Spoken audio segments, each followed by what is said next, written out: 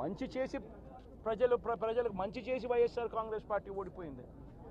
ఎందుకు ఓడిపోయింది అని అంటే చంద్రబాబు నాయుడు చేసిన మోసపూరిత హామీలకు ప్రజలు కాస్తో కూస్తో కొద్దిగా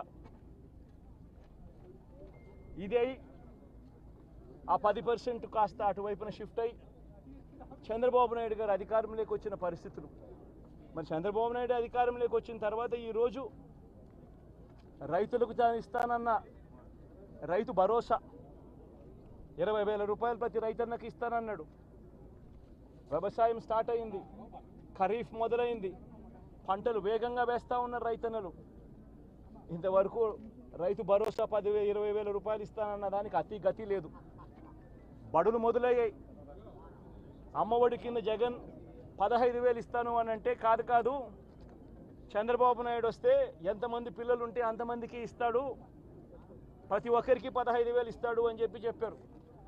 రాష్ట్రంలో 1 కోటి మందికి పైగా పిల్లలు బడియీడు పిల్లలు ఉన్నారు. బడులు స్టార్ట్ అయ్యాయి. ఆ ప్రతి తల్లి కూడా అడుగుతూ ఉంది, తల్లికి వందనం అని పేరు పెట్టావు, అమ్మఒడి అనే పథకాన్ని పేరు మార్చావు, మరి ఆ డబ్బులు ఏమైనాయని చెప్పి గవర్నెన్స్ మీద కాస్త ధ్యాస పెట్టి ఆ తల్లులకు ఇచ్చే డబ్బులు ఇచ్చే కార్యక్రమం చూడండి. రైతులకు ఇచ్చే రైతు భరోసా 20,000 ఇస్తామన్నారు, ఇచ్చే కార్యక్రమం చూడండి. ప్రతి అక్క చెల్లెమ్మకు 18 ఏళ్ళు పైబడిన ప్రతి అక్క చెల్లెమ్మకు ప్రతి ఒక్కరికి 1,500 రూపాయలు ఇస్తామని చెప్పారు. అంటే సంవత్సరానికి 18,000 రూపాయలు. రాష్ట్రంలో 4,12,00,000 మంది ఓటర్లు ఉండరని చెప్పి మొన్నలే లెక్కలు తేలాయి. అందులో దాదాపుగా 2,10,00,000 మంది మహిళా ఓటర్లే. అంటే అందరూ 18 సంవత్సరాలు నిండిన మహిళా ఓటర్లే.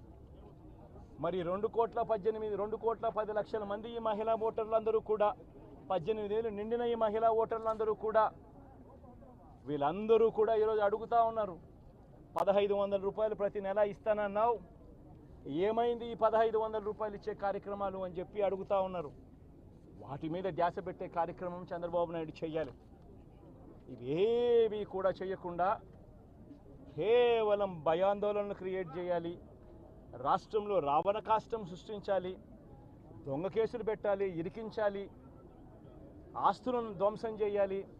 వైఎస్ఆర్సీపీ అభిమానులైనా, వైఎస్ఆర్సీపీ కార్యకర్తలైనా, వైఎస్ఆర్సీపీకి ఓటు వేసిన వారైనా కూడా ఎవరిని కూడా ఉంచకూడదు అన్న దుర్మార్గపు ఆలోచనలతో అడుగులు ముందుకు వేయడం అతి హేయమైన రాజకీయం అని కూడా ఈ సందర్భంగా తెలియజేస్తా ఉన్నా.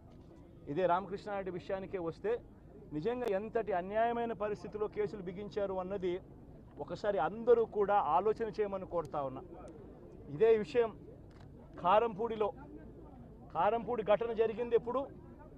ఎన్నికలు అయిపోయిన తర్వాత మరుసటి రోజు, అంటే మే 14వ తారీఖున కారంపూడిలో ఘటన జరిగింది. కారంపూడిలో ఏం ఘటన జరిగింది, ఎందుకు జరిగింది?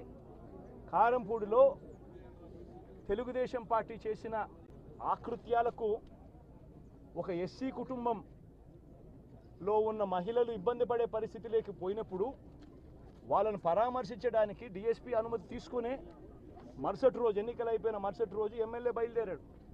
ఎమ్మెల్యే కారంపూడికి చేరుకోక మునిపే ఆ ఎస్సీ కుటుంబం అనేది కారంపూడి అటువైపున ఉంటే, ఊరికి అటువైపున వాళ్ళ ఇల్లు ఉంటే ఆ ఊరు ఎంటర్ కాకమునిపే తనను అడ్డగించడము, అక్కడే గొడవ జరగడము, గొడవ జరిగేది టౌన్లో జరుగుతూ ఉంది, ఇక్కడ నుంచి ఇక్కడ అడ్డగించినారు.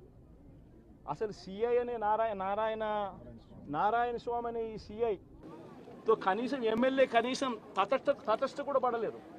కనీసం చూసిన దాఖలాలు కూడా లేవు వీళ్ళిద్దరూ. ఆ రోజు ఆయన ఉండేది వేరే లొకేషన్లో, గొడవలో వేరే లొకేషన్, టౌన్ మధ్యలో గొడవ జరుగుతా అంటే ఆయన ఉన్నాడు, టౌన్ మొదట్లో ఈయన ఉన్నాడు. అసలు ఆయన తటస్థపడలేదు. ఆయన మీద ఆ గొడవ జరిగేటప్పుడు రాళ్ళు ఇటువైపు నుంచి అటువైపు నుంచి పడ్డాయి. చిన్న రాయి ఏదో తగిలి ఉండొచ్చేమో బహుశా, కానీ చిన్న రాయి కాబట్టి అసలు ఆయన మరుసటి రోజు అదే రోజు మెడికో లీగల్ కేసు కూడా పెట్టలా. అంటే ఎంత చిన్న ఘటన అది, జరిగిందో లేదో కూడా తెలియదు.